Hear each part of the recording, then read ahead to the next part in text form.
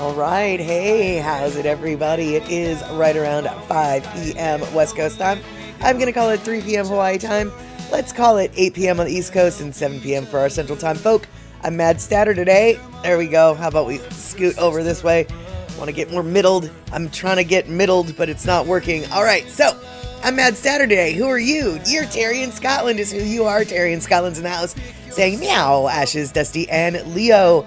All right, so I don't know who else is in the house. It looks like you might be the only one here, Terry. You just might be the only one here. It will be a private viewing of all the randomness that I've got going on in my head. Right now, we're sipping from a Super Suckers mug that has been so well loved. It no longer has the logo on it. I'm drinking my second cup of coffee for today. Aren't you glad you tuned in for this? Hey, Picola T, good to see you. All right. Now we've got 1, 2, 3 people here. We might have some folks that are lurking because from what I understand, every once in a while, Mr. Andy Bumatai might be lurking in the background, watching a show. He mentioned me the other day on one of his little moto vlogs, which is awesome. Andy, if you're watching, how about this? On one of your moto vlogs, could you tell us the story about the lemon cake? I know, it's like the dumbest request ever, but I love your story about the lemon cake that you made.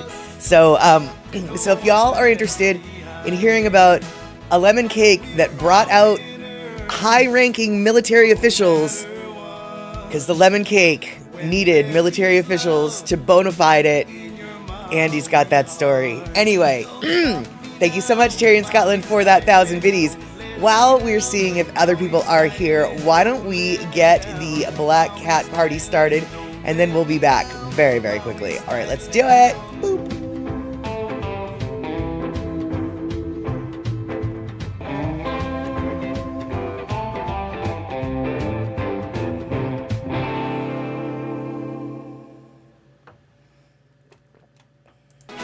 All right, there we go. Those green eyes, that black cat.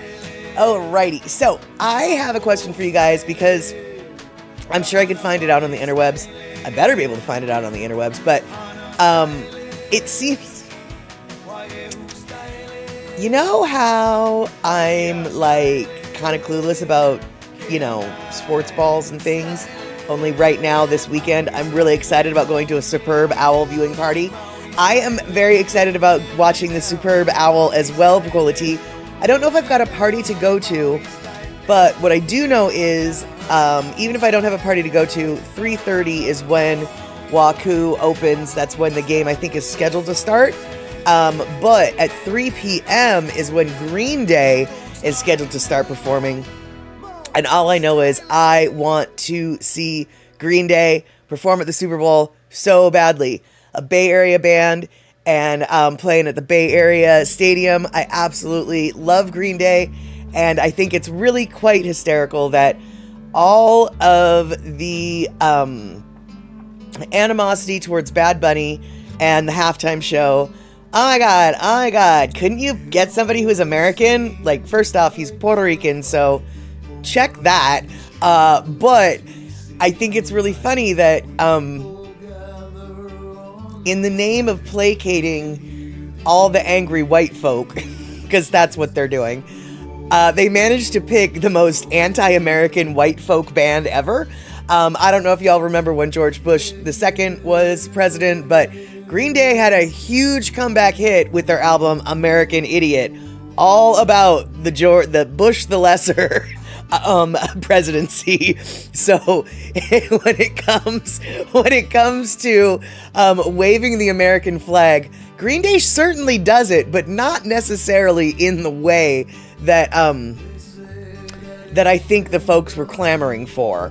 But and let's see here. Picola T, you saw Green Day at MGM Graham Gardens some years ago. They must have performed over 2 hours. Yeah, that doesn't surprise me, especially if they're playing the rock opera American Idiot. American Idiot was actually an album they wrote. It's a rock opera. If you listen to it from start to finish, it covers sort of a whole story. And my best guess is if it was over 2 hours, they probably played American Idiot in their entirety and then also their greatest hits.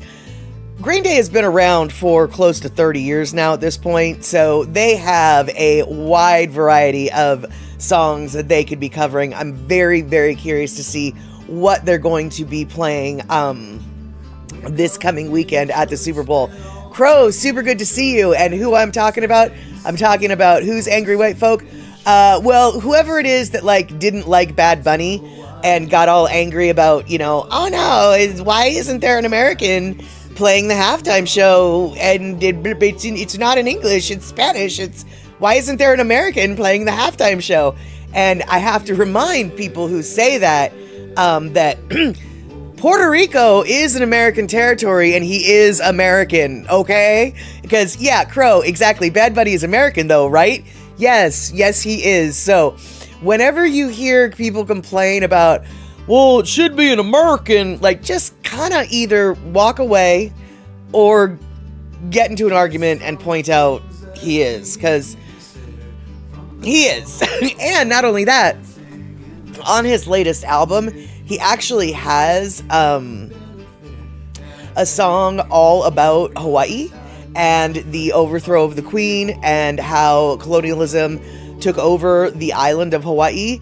Now, granted, this is all in Spanish, but basically it's a song lamenting what happened to Hawaii, and in the song he's hoping that it doesn't end up happening to Puerto Rico. So he definitely has some Hawaiian unity vibes going on with this latest album, and he recognizes that Puerto Ricans on the islands of Hawaii are very common, and Puerto Ricans have a huge place in the history of the plantation day and age in Hawaii. I don't know. I just, yeah, exactly. I don't like his music necessarily, but I mean, come on, I'm not dissing his talent. Just like Eminem, I don't like listening to Eminem, not because I disrespect him, not because I don't like rap, I just don't like the sound of his voice. Now, I don't like the sound of his voice doesn't mean that I don't respect that he is an amazing wordsmith. Eminem is an incredible rapper. Eminem knows how to put rhymes together. He knows how to play on words. He knows how to spit fire when it comes to rhymes. I have no problem with his music. I just don't like listening to it because I don't like his voice. That's all. And Pezzy Cat coming in. Good to see you, man. Coming in with the best sign. I had a sign that the Seahawks will win the Super Bowl, and Osprey showed up at my house on top of a phone pole eating a fish. Excellent. That's exactly what I want to hear, Pezzy Cat. And yes, Terry in Scotland coming in with the facts. Spitting mad facts, Terry in Scotland is. Puerto Ricans are U.S. citizens by birth since 1917 and can move freely between the island and the mainland. By the way, he didn't necessarily say, Terry in Scotland didn't necessarily write that with that tone. That tone was all me, okay? And let's see here. And Pinnell, one comment on YouTube said that the Super Bowl should have snotty-nosed Reds kids next year. Shoot, even Travis Thompson, he's from Burien, but totally, yeah, snotty-nosed Reds kids with land back signs and dancers and all. That would be hysterical, actually. I would be all for that. That would be funny. And let's see here. Yes, ospreys are called Seahawks in your neck of the woods. Yes, ospreys are the same thing as Seahawks. We generally call them ospreys out here, even though our team is called the Seahawks. And let's see here. And there you go, Crow. You just don't like the rhythm. Other than that, I could get behind him. Right, exactly. There's legitimate reasons not to like music, right? You know, it's just like, I don't really like the music. But it's like, why isn't somebody American doing that? It's just like, oh, that's so cute that you are so confused like that.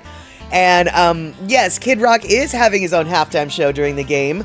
I don't know what stations are broadcasting it. I can only assume some stations must be. Otherwise, there wouldn't be any point in having the show. But whatever channel it is that is going to be showing the Super Bowl, they will be showing Bad Bunny. But I don't really care about Bad Bunny. I'm all about the Green Day pre-show performance because I'm an old white lady who loves Green Day. Literally of my era. This is my era, y'all. It might as well be the Grateful Dead for my mom or whatever. Actually, that's not really true, but let's see here. And Pocola T points out, it is much easier to cheer Seahawks than it is Osprey. Yeah, and the Seattle Osprey just don't really have the same ring to it.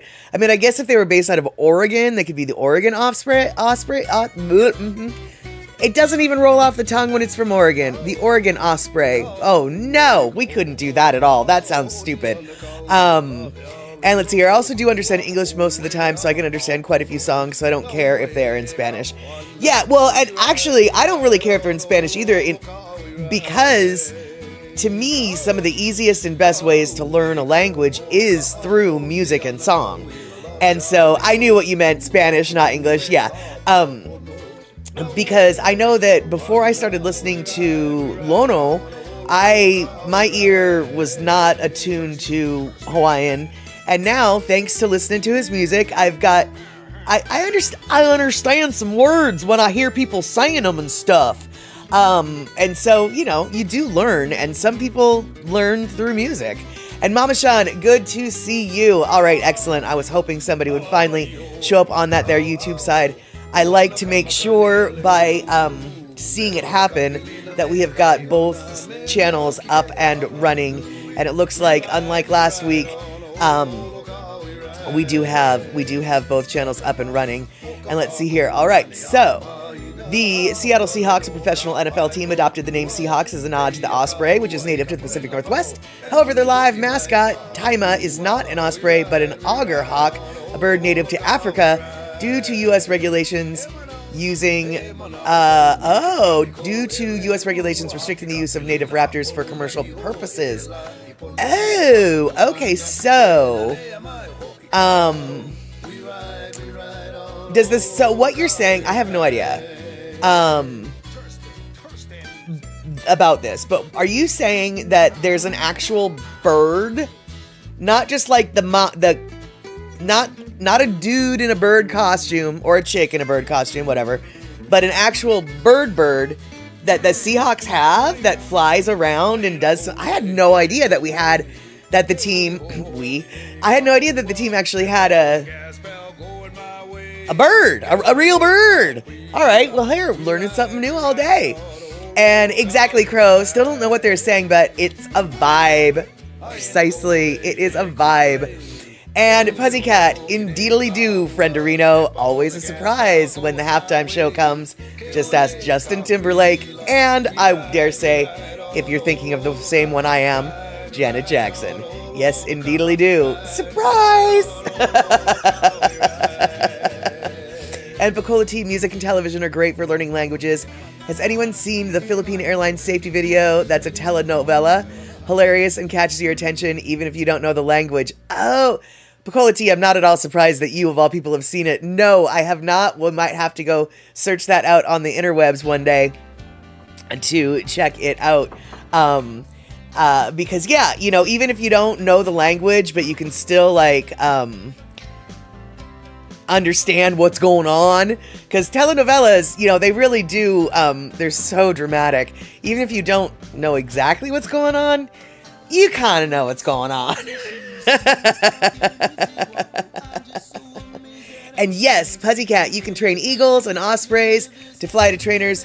You can train the birds to all of the, eagles, ospreys, hawks, owls. You can train all sorts of birds to go fly back to their trainers. And I have to say, even though I'm a little bit scared of it, because the birds are big and their claws are sharp, I really would love to learn. I mean, I'm not saying I'd love to learn how to be a raptor handler, but I would love to have an experience to be able to put one of those gloves, those thick, the gloves that they have, and then have one come and land on my arm. Oh my God, it would be so neat. But maybe that's just me, but I think it would be super neat. And, yes, you can train a crow to steal shiny things from people. I don't want to train my crows to do anything. I just want to train my crows that I am a safe space, and that even though I have cats, because I do, I'm going to be looking for the crow's best interest. And the crows, I think, do know that, because every once in a while when they want me to come out and get my cats, they have a very specific call, and I've kind of gotten my ear attuned to that call. And so when I hear it, it's just like, bring your cats inside, bring your cats inside, they're bugging me. It's not really how it sounds, but that's how it sounds to my ear. And I bring the cats inside, and then the crows are happy again. So I think that they know that I know. And let's see here. I'm so glad Seattle did not choose the pigeon as its mascot. Awkward. Well, Pecola Tea. Technically, the pigeons that you find here in the Pacific Northwest aren't even real pigeons. They're rock doves. And one way that you can tell a pigeon from a rock dove is rock doves have pink to orangish legs, melon pink kind of legs, whereas pigeons have yellow legs. No mistaking, they are yellow legs. And so all the little pigeons that you see in the Seattle area, maybe even all of the towns, I don't really know. I just know that all of the things that we call pigeons out here technically aren't pigeons, they're rock doves. And so now you know. And yes, falconry is what that's called, Mama Sean. And Terry in Scotland, ooh, he's Terry in Scotland is going to the wild side, to the dark side. I was doing some research. I did some research on dabbing, since I wondered what that stuff Granny was smoking actually was. It's more or less hash oil, some of it like 90% THC. Yes, that is correct, Terry in Scotland. In the United States, where recreational marijuana is legal, where medicinal marijuana is legal, they might have it too. I just can't speak to those markets. They have stuff, and it's not oil. It's called wax. It's called resin. It's called a bunch of different things. But basically, it's really, for lack of a better word, it is sort of like earwax. And it is mostly the THC, and you don't use a lighter to smoke it. You have to like vaporize it with either a blowtorch or hot surfaces. So, but just using a Bic lighter, like, just one of these, ain't gonna work. You gotta have a lighter that's more of a blowtorch, or most people actually have just a blowtorch. And what are the turpentine beads for? I don't know what you're talking about, but I think you mean the terpenes. And terpenes are part of what... I can't actually really tell you what terpenes are, other than they affect the flavor and the effects of the THC. So, yeah. And I'll stick with buds, says Puzzy Cat. I 1000% agree with you, Puzzy Cat. When it comes to imbibing in THC, I prefer what is called flower, which is the old-fashioned dried flowers from the plant, because for two reasons. First off, the dabbing stuff, the wax, the earwax, the whatever, is more, it's just the THC, it's concentrated THC, and it has a very different effect than the flowers, because when you have the dried flower, you have way more chemical compounds going into the smoke that you're inhaling, and it has a very different feeling. Just like if you've ever noticed, it's kind of a different feeling between hash and then the flower. The oils are more like the hash, because hash is generally just the THC. The leaf, it has the CBDs in it, has all the different compounds in it. I prefer the high of the flower, first off, but more importantly, when I do too many wax hits, my tolerance goes up so high, and it's so high that it just becomes too expensive to maintain my habit. And so I don't like using wax and oils because it just ends up getting too expensive. And you go through it faster. I just don't really like it. And let's see here. Hold on. Crow, I'm watching a theory about how pyramids were built, and apparently it could be possible they were built backwards. Like they made a trapezoidal ramp system and carved down, but what about the debris from carving? Well, Egyptians often reuse materials such as broken boats as furniture, broken furniture as small objects, and even old pyramids to new buildings. That would explain no debris. Oh, interesting. That kind of makes sense, actually. Let's see here. Terry in Scotland says, I saw a YouTube video with Tommy Chong. He said, modern pot is no stronger than 70s pot. It's just mostly flowers now. He said Thai sticks were just as good as anything around today. Well, I'll take his word for it. But I'll take his word for the Thai stick. I will argue with the saying that, hey Mariana, good to see you. Yes, happy Wednesday. Right, exactly. Thai sticks had opium in them. So like Thai sticks aren't even a fair comparison because they had a different drug on them, or another drug in addition on them. But when it comes to weed not being any stronger today than the 70s, yes and no. I have no doubt in my mind that Cheech and Chong had access to some of the best marijuana in the world during the 70s. Consequently, it might not be any better than what we have now. But massive, commercially speaking, across the board, to the general public, oh no, it's absolutely a different animal.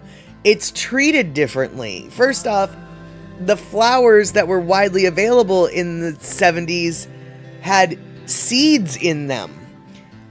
The flowers that are available now don't, and that makes a huge difference. The flowers that were available in the 70s were compressed into bricks and dried into dirt, literally, so it looked like dirt. That is not the same thing. I have no doubt that that people in the 70s were able to grow as good of marijuana as we've got now, but that was not what everyone had access to. So I take umbrage to that statement, Mr. Chong. With all due respect, Mr. Chong, I disagree with that statement. And let's see here. Panel, you can choose the strength you want with pot here. Oh yeah, absolutely too. You can here too. Here, check this out. So this one is called a raspberry truffle, and this weighs in at a lowly 24% THC. And that's not very low, you guys. That's actually relatively normal-ish to high. This, however, is a, let's see, what is this? This is Sin and Juice, and this is actually only 21%. Sunset Sherbet is 26%, but I've got some in here. Where are they? Yes. Tangerine Queen, 35%. That means 35% of the weight of this joint is THC. Dirty Martini, we're looking at 33%. And I've got one, I think, that's maybe only 19%. Oh, 29%. Hold on. 16%. So here we go. This one is half as strong as this one.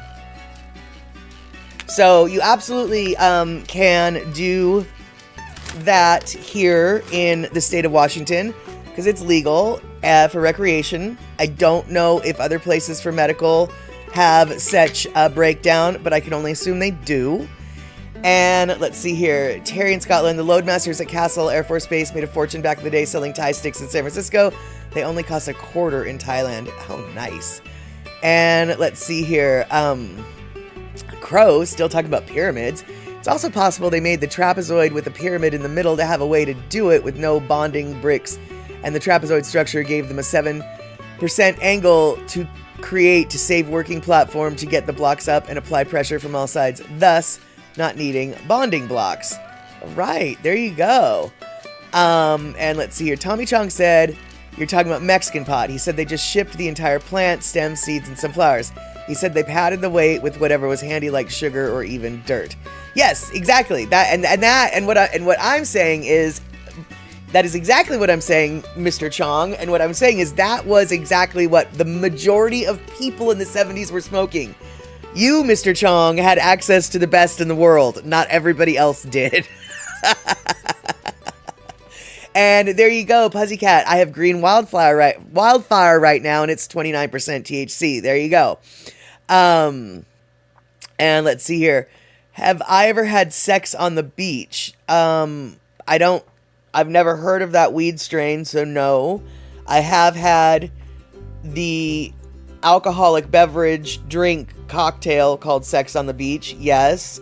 And if you mean that literally, no, I don't want sand in those places. No. I don't exactly know what you're asking. So yes, no, no, yes, no, yes, no. It depends on what you're asking, I guess, is how that works. Have you ever had sex on the beach, Terry? In Scotland? The beach didn't have to be in Scotland. It is a drink. Yes, I've had the drink. The drink I have had. And it's kind of too sweet for me now. But if I remember correctly, isn't Sex on the Beach basically like orange juice, peach schnapps, and vodka and like grenadine or something? Isn't it just basically like orange juice, peach schnapps? It's like a screwdriver. It's like a fuzzy navel, only with one more thing, isn't it? What's in Sex on the Beach in that drink? Anyone? I'm drinking coffee. Just so you know, I'm drinking that. See, look, that's coffee. I'm not drinking. No, Sex on the Beach does not have sloe gin, does it? That's a Harvey Wallbanger. Here, I'm gonna look it up. That showed me what's in a drink. You're not gonna tell me what's in a drink. One of Denny's Granny's dabs was called Sex on the Beach. I thought it was a pot strain. Given the context of your question, I assumed you were referring to a pot strain. I've never had it though, so I don't know. Or rather, I've never had it knowingly. But I am looking up the recipe. And okay, no, it doesn't have sloe gin in it, but I can see why you think it had sloe gin in it, Puzzycat. Because it is. It's vodka, peach schnapps, orange juice, and cranberry juice. And so it looks like it has sloe gin in it, because sloe gin is red, if I remember correctly. And sloe gin is actually spelled S-L-O-E. So I don't know what that means. I'm assuming slow is actually a name of a berry or name of a something. I don't know what it is, but I don't think it means the opposite of fast, I guess is what I'm trying to say. Sex on the Beach is a fruity, refreshing cocktail that became iconic in the 1980s. That's true. It's officially recognized by the International Bartenders Association and typically made with vodka, peach schnapps, orange juice, and cranberry juice. There you go. I knew it was close to a fuzzy navel. I just couldn't remember what the one thing was that's different. And I have to say, adding cranberry juice to a fuzzy navel would be really, I think, a good decision, because fuzzy navels are very sweet, whereas cranberry adds a little bit of acidity. But Pussycat, how do you make a Sex on the Beach? Pussycat, I know that you used to be a bartender, but all of the interwebs say that it's not with the, all the interwebs say that, all the interwebs don't use sloe gin. No one on the internet says that sloe gin is part of it. So there you go. And Cola Tea, Correctamundo Statter sloe gin is made by infusing gin with sloe berries. All right, there you go. Ooh, gross. A couple that I met in Nassau tried to have sex on the beach but got eaten alive by sand fleas. Ooh, yuck, gross. Yeah, see, there's a lot of reasons why I don't actually want to have sex on the beach. It seems like a really neat, romantic idea until you actually go and do it. But let's see here.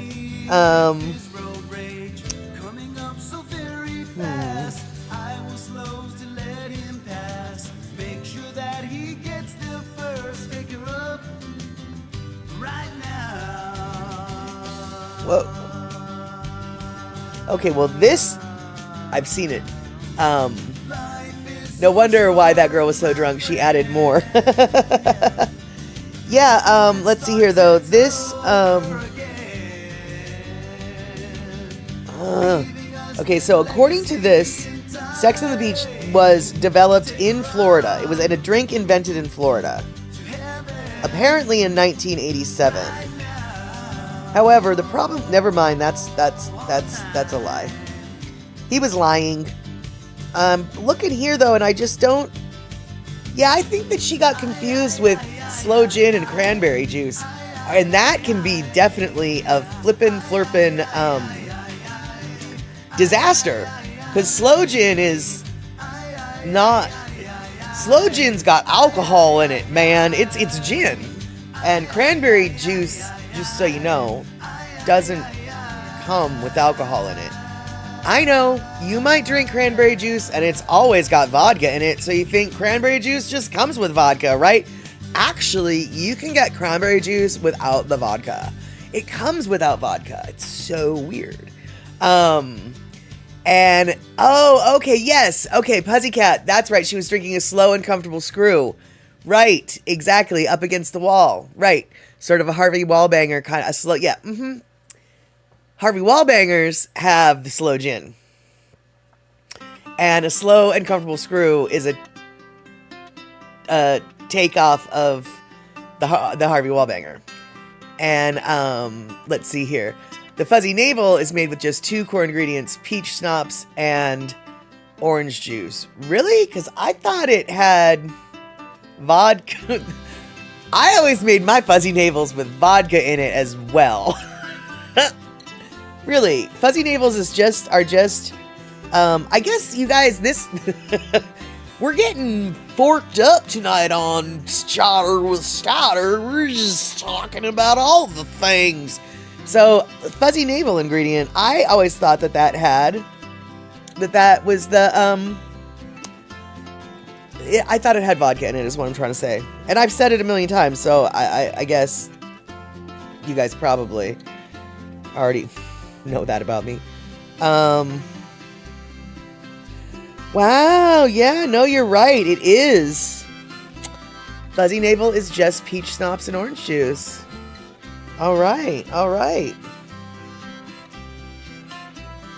I, on the other hand, boosted it, I guess. I boosted mine with a vodka boost. And then you had sex on the beach after you had the slow and comfortable screw up against the wall with Southern Comfort.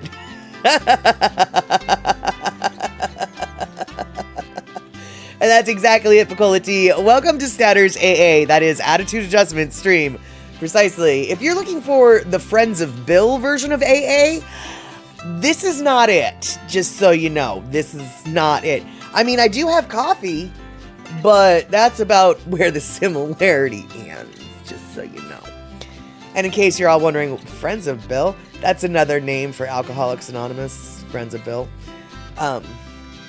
So there you go. Yeah. Alrighty, so let's see here. What do I have to discuss with you today? Not a whole lot of much. But since we're talking about all the different cocktails that we can make and being on the sauce, I guess I will do this. I will make a segue into, hey, you guys, check out this weird thing I got at the thrift store. It's a Corningware. Wait, hold on. God dang it. That kind of Corningware sauce maker. And my lights are too bright. But on the inside here, let's see, can we...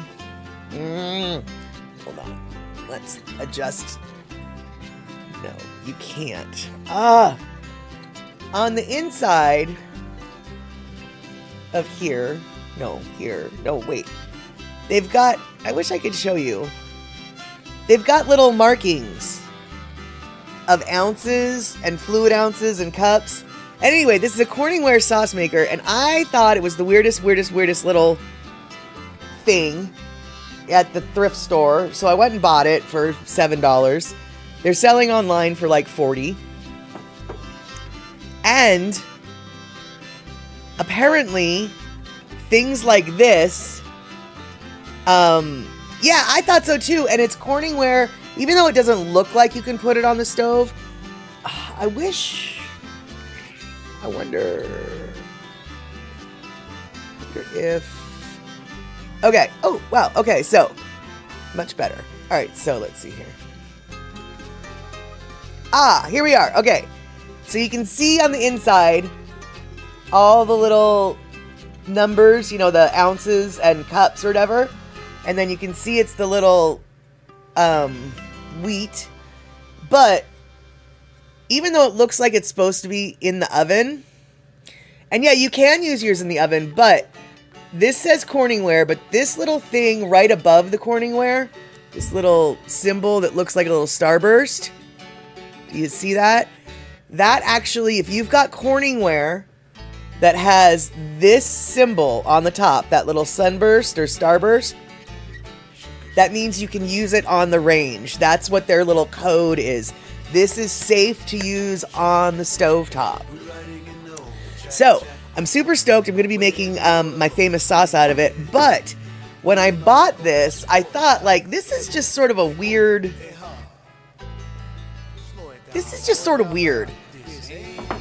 As it turns out, my whole life, I've been running across these in various and assorted thrift stores, other people's drawers, kitchen drawers, etc. But they come with this thing came with a removable handle.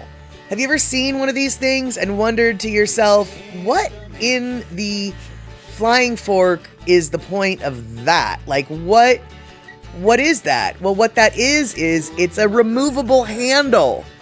So this is the same pot that I've got, only instead of with wheat, it's the Corningware traditional blue flour. But it came with a removable handle. And so if you ever like see one of those random things in your grandma's kitchen drawer and you're like, what is that for? Apparently Corningware made a bunch of pieces that were intended to have removable handles. And that's what the handle looks like. This is what the handle looks like not attached. This is what the handle looks like attached. And frankly, Pussycat, I am in total agreement with you. I don't think that looks safe. I would rather pick something up like this off of the stovetop with a towel than trust one of those handles. Hey, Option, good to see you. I was just thinking about you today as I was driving around doing my errands. And let's see here, Picola Tea bragging, I acquired nearly all my daily dishware from Goodwill for $25. They're vintage pieces from the 1950s to 60s and are collectible now. Nice. I always like to look for one of the only reasons why I got this is because it is old Corningware. I normally wouldn't. Do I need this? No, not even close. But I knew that I could probably sell it for at least twice what I paid for it. And I definitely can. So why the heck not, you know? While I was at the thrift store and I found that, I also found old school Pyrex yellow glass bowl. Not sure if y'all are familiar with collectible Pyrex, but there used to be a glass bowl set, like a big yellow bowl, and then like a slightly smaller blue bowl, and then like a red bowl, and then I think like an orange bowl or something like that. Anyway, a complete set of those these days is worth hundreds of dollars if they're in good condition. But they had one of the yellow bowls, and I almost got it. It was $25 though, and it was just like, and the Pyrex glass bowls are so flippin' heavy. I couldn't convince myself that it was good plan, but if you were into them, I know where to get one, okay? And let's see here. Your mother-in-law gave me silverware from Tide boxes. Oh, you mean like Tide gave away silverware if you got enough UPC symbols or whatever from them? And then I wonder if those are like collectible now, because Tide doesn't do that at all anymore. And a Puzzy Cat, of course, you acquired yours from your mother and grandmother. That's why you've got all the cool vintage stuff in your flippin' house. And your motivation for the vintage dinnerware was because I was looking for smaller dishes to cut back on our portion sizes. I stumbled across this pattern and liked it, not realizing they're collectible. Nice, excellent. Yeah, I have, I have some all of the plates that I eat my dinner on are actually meant as lunch plates. They're smaller, because yes, portion control, this sounds like voodoo, but it's not, y'all. The bigger the plate you eat on, the more you're gonna eat, because you're gonna fill up that space on your plate. So this is just stupid, but it's true. If you want to cut back and like lose weight slowly but easily, just use a smaller plate. You're not going to be losing 25 pounds in a week, but over a month, you'll be like, wow, I lost a pound and I didn't do anything. And then over another month, wow, I lost another pound just from eating off of smaller plates. I promise you. And Pinnell, oh my God, they put the stuff in the boxes? That is crazy. Oh my God, I had no idea. When did that? That must have happened a while ago when they did that. I'm very curious, Pinnell, if you have any idea or knowledge of what era those silverware that were in the boxes came from. And Picola Tea, yes, these are luncheon plates that we use for our daily dinner plates. It's amazing how much bigger today's plates are. Exactly, you guys, I have the set of plates that one of my friends gave me when I moved into this house.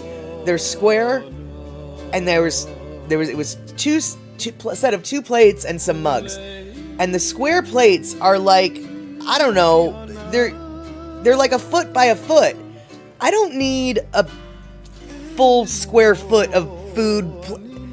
It makes no sense. So I use the lunch plates for everything, because the big plates are literally big enough that I can carve a roast turkey on them. They're big. And let's see, it was in the early 70s, late 60s that they put all the things in the boxes. And eMusic coming in. Yep, dude, it's true. I use a smaller plate now. And eMusic, you have a yellow glass Pyrex from the thrift store. Yes, that was exactly the one that I saw. And they are actually they're worth something now. And let's see, Hawaiian Punch is an American brand of fruit punch currently manufactured by Keurig Dr. Pepper, originally invented in 1934 by Leo Tom Yeats, by A.W. Leo, Tom Yeats, and Ralph Harrison as a topping for ice cream. Oh. It was started from an original syrup flavored titled Leo's Hawaiian Punch, containing orange, pineapple, passion fruit, guava, papaya, and has been available in 14 flavors since 2022.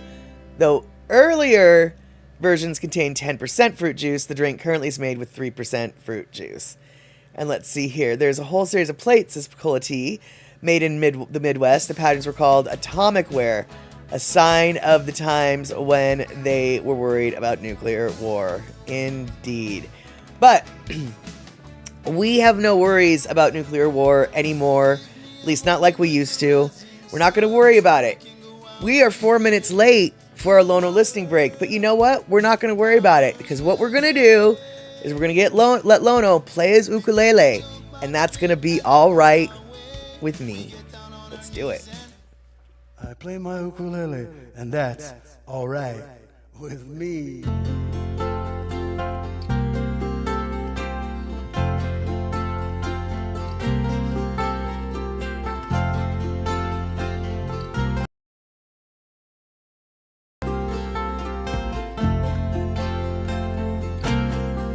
I got my one pair of slippers and my dog that bites.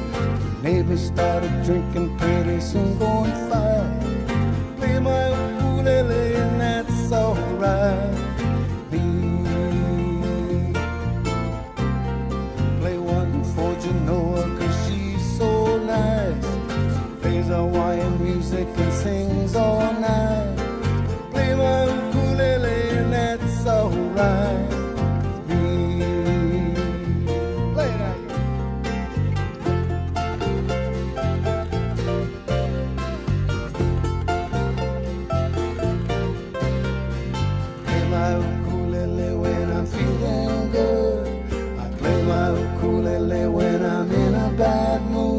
I play my ukulele and that's alright. Play my ukulele when I'm feeling good. Play my ukulele when I'm in a bad mood. I play my ukulele and that's alright. Play that.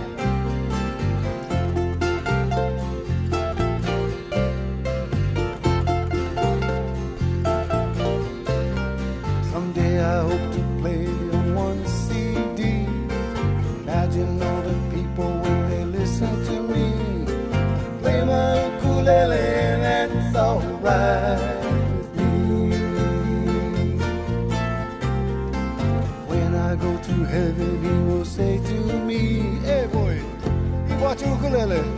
Play one song for me. I play my ukulele and that's alright.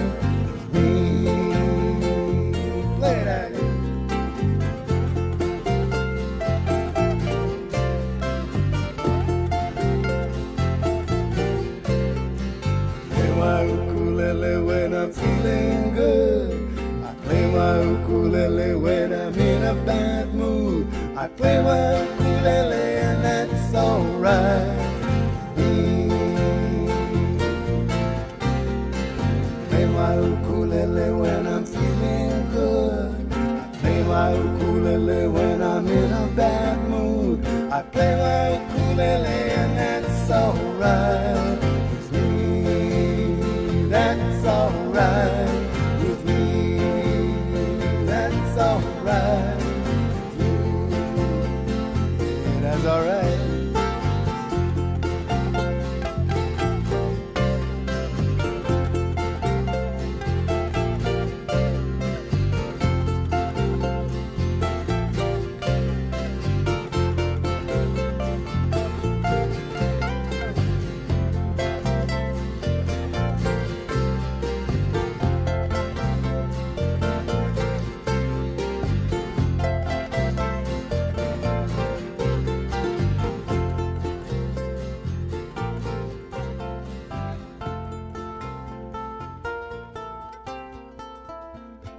Play my ukulele, and that's alright with me.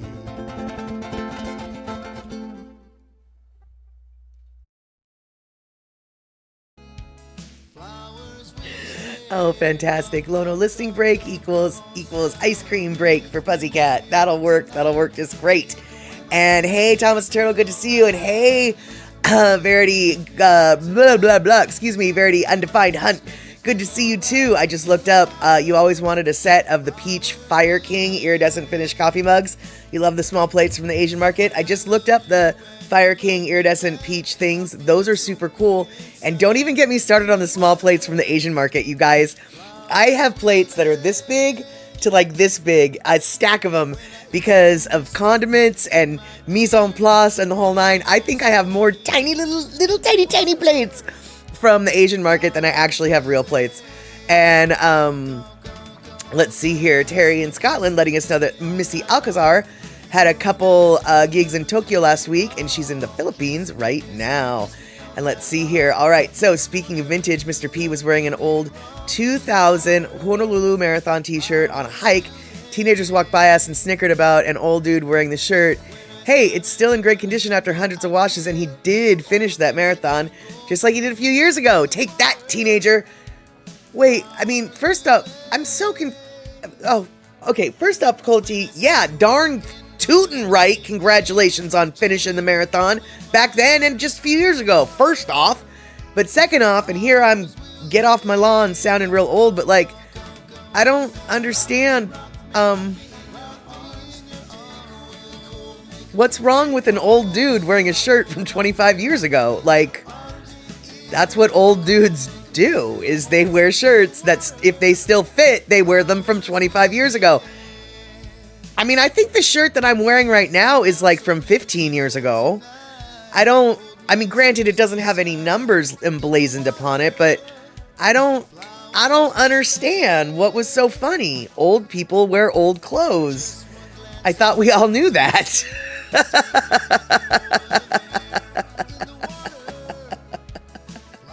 Hey there, PB Bang, good to see you. And there you go. Guess who's back and back again. All right. Well, hey, I wanted to say though, after that Lono listening break, or because of that Lono listening break, I don't know if you guys are familiar with that ukulele song in the collection of Lono's albums, but he has that song on 2 different albums. The first time he played that song, it was on Heavy on Hawaiian Style, and he's the one who's singing the song, just like what we heard on this Lono listening break. But the second time he's got it on his albums, it's on an old style collection. It's on the Maui style. No, it's on an old style. It's on one of the old style albums. I want to say maybe 2. I can't quite remember. But on that version, he doesn't sing. It's a kid that's singing the song, because basically the song is sort of written from a kid's perspective.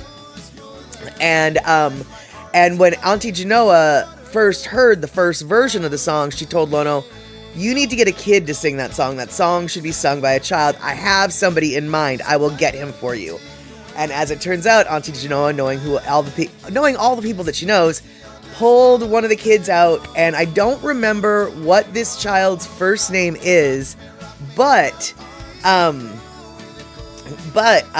it was the son of Kui Lee. Now, if you don't know who Kui Lee is, that's okay. Lots of people don't. But Kui Lee is, or was, a very famous Hawaiian singer performer back in the 60s and 70s. I think maybe 70s. Don't know about the 60s. Anyway, he did eventually pass on. But before he passed away, he had children. He had lots of children. He had lots of kids, actually, like, at the same time, but not always by the same mom. So, one of his children, not officially, but definitely, was who Auntie Genoa found, and, yes, Kui Lee was a very handsome dude, and he knew how to pick up the ladies, and he knew how to have fun with the ladies, and so, when Kui Lee, I believe he was married and had a legit wife. When legit wife was pregnant, he had a side piece who was also pregnant at the same time. And so, like I said, he's got some chillins, right? Anyway, one of the kids, I cannot remember what his name is. It's in the liner notes of the album that that version is on. But basically, one of Kui Lee's sons was the singer of the second version of Lono's ukulele song. And so yeah, little fun trivial fact with that. And if you want to look up what Kui Lee looked like, that's how Kui Lee spells his name, with the way Pecola T's got it. And yep, there you go. And let's see here. YouTube side. No, I think that Mama Sean is on YouTube side too, Verity. So good to see you holding down the YouTube fort along with Mama Sean. And let's see here. Pecola T. Okay, they were mocking that he was too old to be running. They maybe had a hard time wrapping their heads around clothes older than them. Right, exactly. And, oh no. What? Really? Hold on. Oh, all right. Hey, C Honda, good to see you. I'm just now realizing, or Terry in Scotland is telling PPB Bang just what his username apparently means. I don't know if that's true or not, but all right then, if it is, there you go. Okay, so we've got half an hour to chitter chatter about nothing that matters. So what are we going to talk about? Because all I've got is this really weird set of photos that I saw that are full of things at random hotels. And so I'm just wondering if you, no, let's go back. If you stepped into, have you ever seen, this is a hotel shower at some hotel somewhere. I don't know what hotel shower it is, but all of those things are, help me understand what I'm doing with this shower. I don't understand what did I do to get so dirty that I need to be pressure blasted from all sides like that? Have you ever been in a shower like this? I mean, okay, let's just break this down. I understand the shower head at the top. It is, I understand the shower head at the top. You know, it's the shower head. I get that. And then the one that's got the hose attached to it. Okay, I get that's for my back, that's for my undercarriage, that's for all that. I get all of that. But then on the walls, I mean, first off, how do you...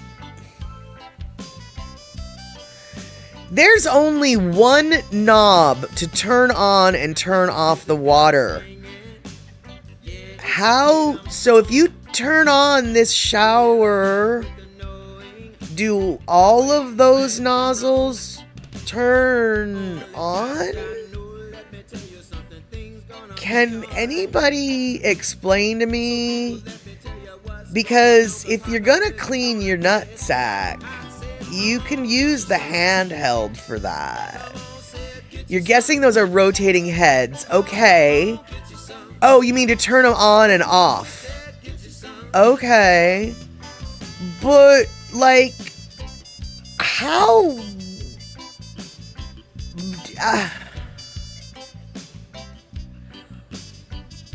You wouldn't get much pressure if you had all those on at once. I agree. But... It's a massage shower. Oh. So you, like, put it on your back, I guess? Those are directional. I just have a hard time understanding what those wall-mounted shower heads can do for me that the handheld can't. I understand the need for an above and below shower nozzle. I get that. But that just seems like way too much, man. Right, exactly. It just seems like, and also, God help whoever's paying the water bill at this hotel. They just blast you with water. Yeah, but but why? And if I'm gonna get a massage, I don't want to be standing. Exactly. So I was just a little perplexed by this, and it's in a hotel, and there you go. So how about the next picture? The next picture is something I think we can all agree is a good thing. And frankly, I may or may not have needed something like this in my life. The sole purpose of this sticker is to prevent people from walking into this glass door. Now, my next question is, does the sticker work? Because I'm gonna guess that it doesn't. I'm gonna guess that no matter how hard people tried, that sticker still just it's trying to pull its weight, but it's just not. I'm gonna guess that people still do that, you know? But all right, so that's another hotel picture. Here's a hotel picture that I think we can all agree needs to happen in every hotel. Every hotel needs a Nutella canister that you can pump from. That's the size of a 5-gallon bucket. And I don't know where you can get this commercial Nutella contraption, but I want it in my house. I want it in my car. I want it in my workplace. I want it on the street corner. I want it I want it is what I want. It's what I want. And I want it now. And maybe it sounds like I'm the only one here who's got this Nutella situation, but I can't allow Nutella in my house, basically, because I'll just eat the whole canister all in one sitting, and then I'll feel sick and I'll wonder why. But I want to stay at that hotel. And then this hotel, I want to stay at this hotel. I am nutty for Nutella. And Mama Sean, nope, don't like Nutella at all. Well, Mama Sean, you can sit next to me at the Nutella buffet. Picola T, I'll sit next to you at the Nutella buffet. And oh my God, no way, Terry in Scotland, heated. The Nutella was heated? Oh my God, even better. Yeah, nice. And Pinnell, you've never tried Nutella? Okay, well, if you were a fan of anything hazelnut or chocolate, you will love Nutella. If you're not a fan of hazelnut and or chocolate, then you will hate Nutella. But basically, it's like a semi-melted candy bar spread of chocolate and hazelnut, and it's so good. And Verity, I don't really I don't know. Yeah. Hello, front desk. I'm gonna need some help with the shower. Honestly, I don't know what kind of hotel could bring you that kind of help. But I would be of that need. But check this out, you guys. This is a hotel in Japan, and they give you a free cell phone with the room. And it helps you translate. It helps you get around from places to place. It's got highlights of like all of the local little hot spots or whatever. And honestly, I think that if you are a fancy pants hotel in a very touristy location with a lot of local hot spots to check out, I think that this little free cell phone is such a good idea. It even says it's got free international calling. Are you kidding me? That is just, what a perk. I don't know how much a room costs in order to get a cell phone that comes with it. But yeah, dude, I think that is a really cool. I don't stay in hotels that are this fancy. I don't stay in hotels that give you a phone. Now, granted, they don't give you the phone to keep. You have to turn it back in with the room, but I do think that that's a really super cool idea. And yeah, Nutella does taste a lot like cocoa. And it doesn't taste like good chocolate. It does have such a hazelnutness to it, but it's not chocolate, y'all. It's Nutella. $5,000 a night. Did I miss that fine print does that say that somewhere? Yeah, $5,000 a night is definitely not, that is not a budget hotel perk. That is not a budget hotel. I would like to stay in a hotel. Wow, I would love to stay in a hotel that's cost $5,000 a night. I just have to wonder, what is it that would make a hotel worth $5,000 a night? That would be awesome to like check that out. And I would be judgmental as heck, man. I would just be like, puh, you can get this at a $400 a night hotel. Puh, puh. What makes this $5,000? I would be so judgmental. I want to go there though. I want to go there. And yes, Terry in Scotland coming with the reality of Nutella. It's Italian, and it's a brand of sweetened hazelnut cocoa spread. Nutella is manufactured by the Italian company Ferrero and was introduced in 1964, although its first iteration dates back to 1963. If you at all enjoy the Ferrero Rocher candies, the ones that are all crispy with the hazelnut and the gold wrapper, Nutella is what's in the middle of those. So Nutella is definitely by Ferrero, or however you say that. And Pinnell says the Royal York can be that expensive. You get a butler. Oh, wow. Okay, well, for $5,000 a night, I guess. And let's see here. I know, right? Mr. and Mrs. Aloha Friday, so good to see you. Hello, late again. Mrs. A says she can send Terry lots of Cheese Whiz for $5,000. Without a doubt. Tons of Cheese Whiz. Shoot, we could probably build a Cheese Whiz factory for $5,000. Now check this out. I don't know. I don't understand. Can somebody explain to me? Room service, Potato Express. Like...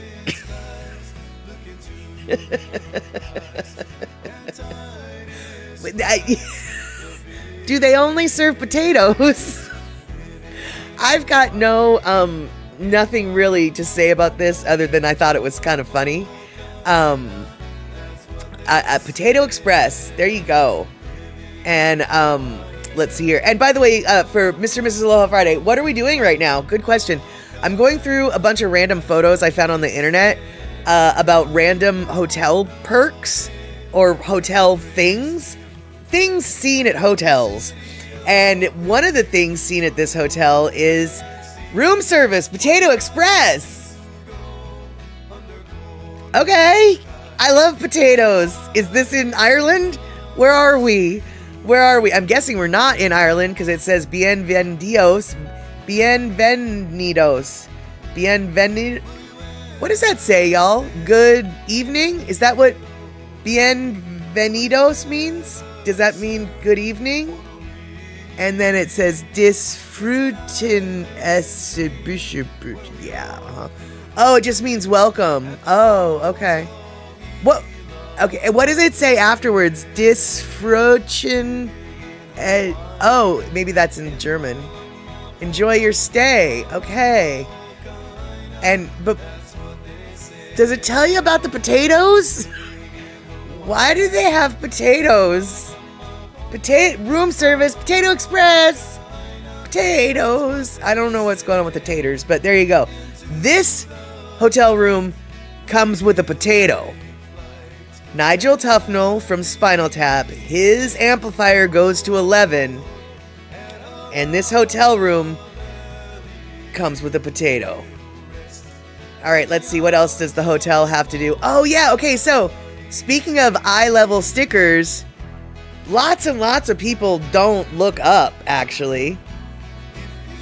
And does it say for free? Potatoes were free? Free potatoes? No, but anyway, this hotel, I cannot stand the carpet on this hotel, but that's not the point. This hotel is smart, and they know that a lot of people aren't looking at the, they're looking at the floor. They're looking at their phone. They're looking at the floor. They're not looking up. They're not really, people don't look up. They look down.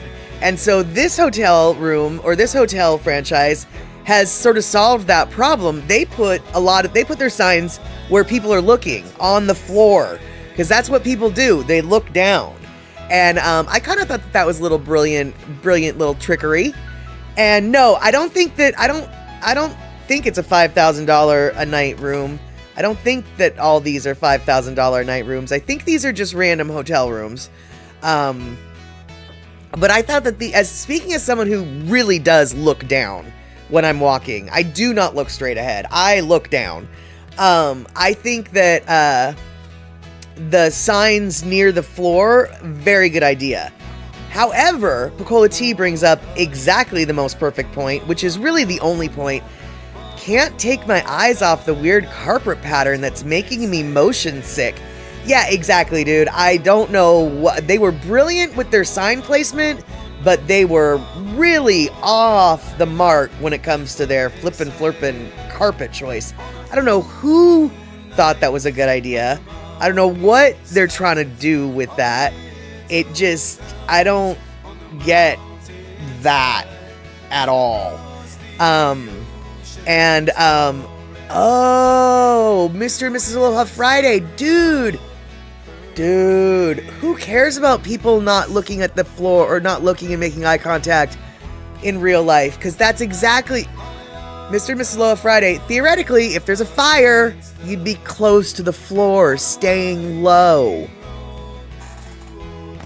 Well, shoot, gosh darn heck fork, why aren't all the exit signs like that then? That is exactly brilliant and perfect, because honestly, in an emergency situation is kind of when you need those signs. That, I just thought it was a good idea, because when you're walking down the hotel, you're generally just looking, you know, at your feet, maybe looking at your phone, occasionally glancing up to see what the room numbers are. But, no, when you're in a real emergency situation, having those signs down there can literally be life or death. That's brilliant. And yeah, Pecola T, I get that they cover stains, but See Honda prevents graffiti. That's funny. No, I get that it covers stains, but covering the stains could have been done just with the basic carpet underlying. What is with all the white spots? Like I feel like they could have. I feel like they didn't have to pick a carpet that makes me so angry. All right, now check this out, you guys. This, I don't know where this hotel is, but if this is a $5,000 a night hotel, then it absolutely makes sense. They have a pillow menu, y'all. A pillow menu. You can choose the type of pillow do you want. Do you want magnetic therapy pillow? Do you want rye bead pillow? Do you want a cooling pillow? Do you want buckwheat pillow? That was it. Do you want fake down? Do you want a memory foam pillow? Do you want an eye mask with all cooling things? Do you want a body pillow that goes from head to toe? Do you want a pillow that's for between your knees? Now, Pecola T, the fine print does say limit your choices to 2 pillows, but your room automatically comes with the down pillow. So you already have, if you're willing to have the down pillow, your room comes with the down pillow. But then you've got a choice of between the knee pillow, the linear gravity pillow. I don't even know what that is. A snore no more pillow that aligns your neck properly. There's 1, 2, 3, 4, 5, 6, 7, 8, 9, 10, 12 different things on this pillow menu. And honestly, I would be so stoked if I was at a hotel that gave me a pillow menu. And so I dare say it better be, I wouldn't be surprised if that is a $5,000 a night hotel room. And hold on one sec here. I've got Leo in the house right now, and Leo is wanting to get outside, but he's gonna have to wait. And then the last picture, and let's see, the level of hotels we stay at, we ask for an extra pillow, and they're all out of pillows. Right, exactly. Yeah, I don't stay at pillows or at hotels with pillow menus. And then let's see here, the last thing. Oh yes, this was the last picture. No, go backwards. This was the last picture. And I had to laugh because, you know, hotels really do get to deal with anyone and everyone, and they do get to realize that anyone and everyone is stupid. And when I say anyone and everyone is stupid, I mean me too. I have done some dumb things. Things that literally I deserve to be pointed and laughed at for. I don't necessarily remember them because I try not to, but I know I've been that person. And so, when dealing with a lot of that person, this hotel came up with a brilliant idea. This is a coaster. This is a towel. Almost blank sheet of paper. Long napkin. That one confused me. I don't really know what a long napkin is. Like, why don't they just call it a napkin? But whatever. Anyway, I thought that this was a very lovely set of pictures or set of accoutrements that come with the hotel room, and they explain to you very clearly what everything is for. And exactly, as I get older, I need my whole life labeled. Precisely. And so, and let's see here. What I really like, we're gonna try to zoom here. Do not adjust your set. I'm adjusting your set.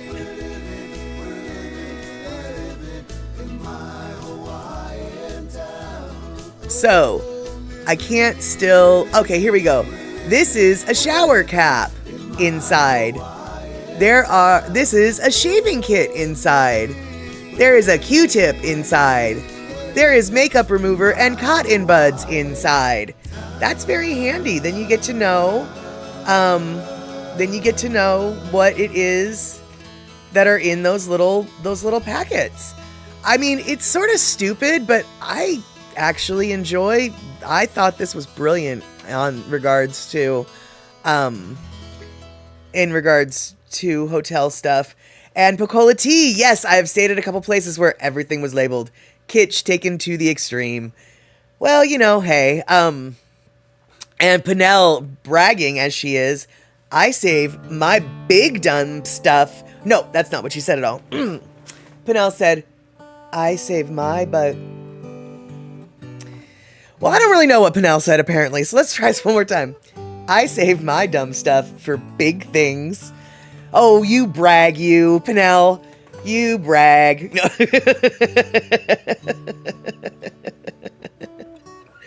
And, let's see here. Terry in Scotland, I followed Snoop Dogg's advice and put shower caps over my smoke detectors. Worked like a charm. It does work like a charm. The key, though, is remember to remove them. Don't be that person. And when you're in hotel rooms, if you're at your house, just remove your smoke detector. And Pecola tea, okay, confess.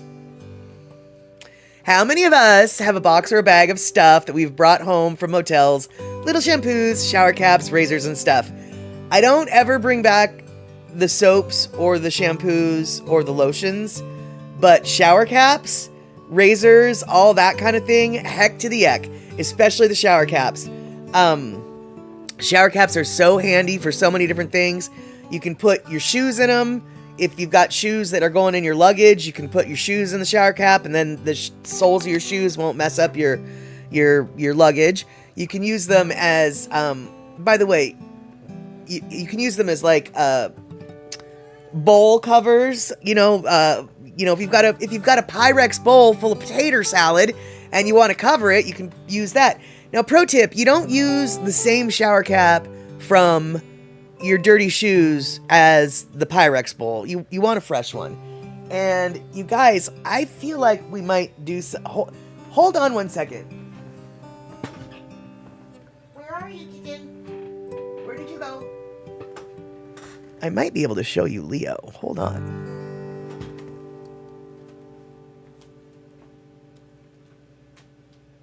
Leo, where'd you go? Where the hell did you go, Leo?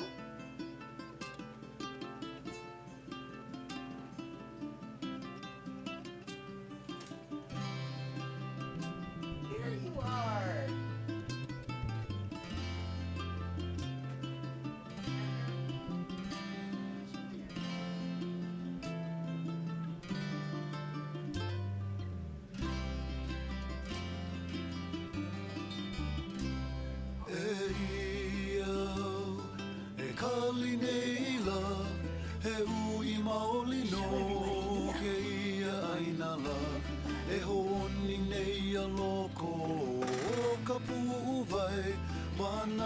Leo. He was in my bedroom.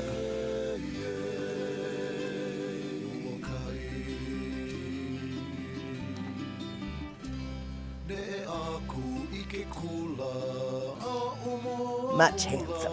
Go back. Go back.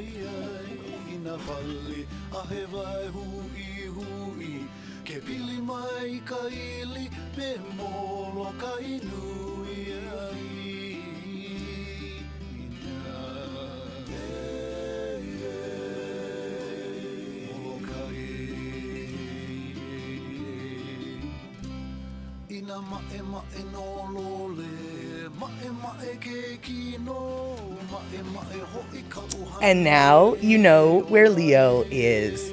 Yeah, Leo's a big boy. I would say Leo probably weighs close to 15, 16 pounds. But he's not chubby. He is just one hunk of muscle. He is so dense. And Leo is about the size of our black cat, Binks. There you go. That is Sir Leo, Lord of Molokai. You got it. Leo is a tiger in more ways than one. Yes, he is. So now you've seen Mr. Leo. I know you guys have seen pictures of him, but that's actually Leo in the flesh. And now I smell like wild cat in my underarm because I think he sprayed me while I was carrying him. Leo. All right, so we've got 5 minutes left. Let's see here. We've got 5 minutes left till it's the bottom of the hour. Now we've got 4 minutes left. And whoa, Selma. Oh, BBB Bang. I forgot that Selma wasn't a cat. And I was like, whoa, 53-pound cat. But that's right. You've got your little pupperdoodle. 53 pounds now. It's a big pupperdoodle. I bet you she's got much protect. She does a heckin' protect whenever she needs to for you. She can take on the world. She can kill it all. That's what she can do. Alrighty, so we've got 4 minutes left till the bottom of the hour, which means I want to thank everybody for hanging out today because it's time to wrap things up. I want to thank mods for modding. I want to thank biddies for biddying. I want to thank subs for subbying. And hopefully I don't think any of the mods had to do anything. But if they did, you were so slick about it that I didn't even notice. And let's see here. This Saturday at Statterbox at the Cinema, we are going to watch Beverly Hillbillies. And Terry in Scotland very astutely pointed out that Rob Reiner has nothing to do with the movie Beverly Hillbillies. That is true, apparently. It is true. But the reason why I thought he had something to do with the Beverly Hillbillies is because back when the TV show was on, Rob Reiner was actually on 2 episodes of the Beverly Hillbillies. So Goofle got very confused about Rob Reiner's place in the Beverly Hillbillies universe. And Goofle made it look like he had something to do with the movie when really he didn't. Okay? So that was my mistake. Sorry about that. But it's still a silly movie, so we're going to watch the silly movie called Beverly Hillbillies. That's going to be on Saturday. Map Statter. That's right, Map. It was a really good pop the first time. Map Statter, Twitch, Saturday. Sunday is when Green Day is playing. And I'm going to watch Green Day. And then after Green Day, from what I understand, there's a sports ball game that's on. And I'm going to be watching that sports ball game as well. Which means there will be no stream on Sunday. Now, another thing that I wanted to mention last time Mr. and Mrs. Aloha Friday were here, and I completely forgot to mention, Mrs. Aloha Friday suggested in my spam fruitcake recipe, she suggested that for those of you who have had the spam fruitcake, you'll know what I'm talking about. For those of you who haven't, spam fruitcake had chunks of spam in it, like squared chunks of spam in it. Mrs. Aloha Friday suggested maybe if I put strips, like little bacon strips of spam in them instead. And I did do that, both in the cake and on top of it, or the fruitcake and on top of it. And Mrs. Aloha Friday, that suggestion was a good one, sort of.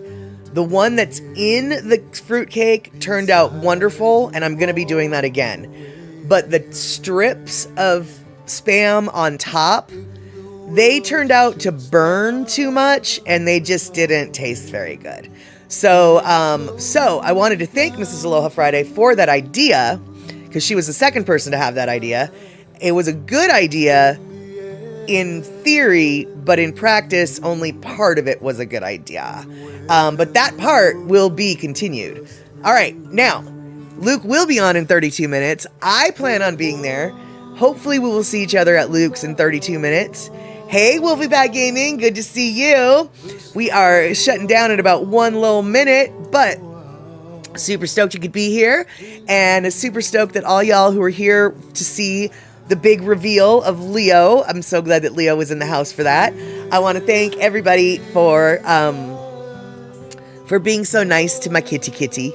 Okay, you guys, take care. We will see each other hopefully on Saturday on Twitch for Map Statter's Beverly Hillbillies. And then Sunday will be skipped, so it'll be next Wednesday for the next chat show. All right, hope you have a good week. Take care.